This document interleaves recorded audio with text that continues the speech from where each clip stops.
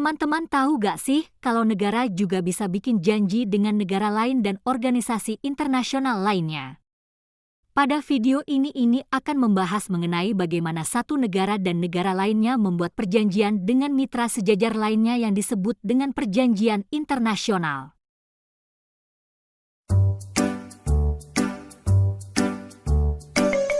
Jadi sebenarnya apa sih perjanjian internasional itu? Berdasarkan Konvensi Wina 1969 adalah sebuah perjanjian internasional yang bertujuan untuk menyatukan praktik negara-negara dalam membuat dan melaksanakan perjanjian internasional.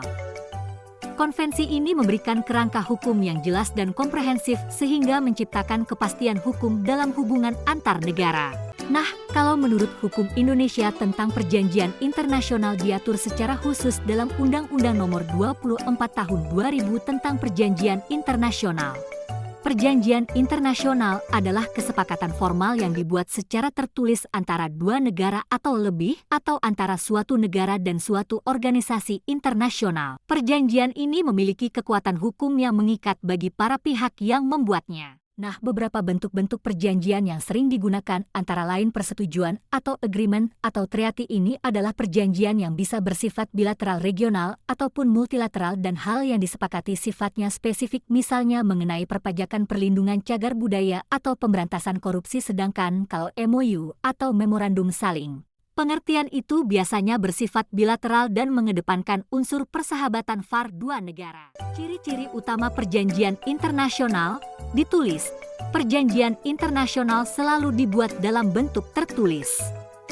Diatur oleh hukum internasional, perjanjian ini tunduk pada aturan dan prinsip-prinsip hukum internasional. Menimbulkan hak dan kewajiban. Pihak-pihak yang terlibat dalam perjanjian akan memiliki hak dan kewajiban yang harus dipenuhi bersifat mengikat. Perjanjian internasional bersifat mengikat secara hukum bagi para pihak yang telah meratifikasinya.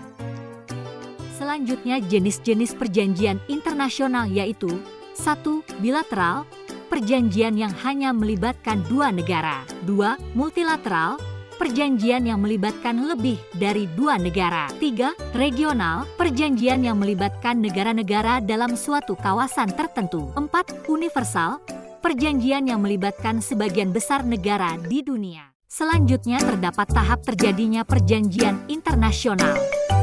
Awal mula tahap itu dimulai dengan adanya penelitian, setelah itu terjadinya namanya perundingan yang dimana hasil tersebut menjadi perumusan. Setelah itu, terciptanya kesepakatan atau penerimaan yang dimana lanjut kepada penandatanganan sehingga tercipta namanya perjanjian.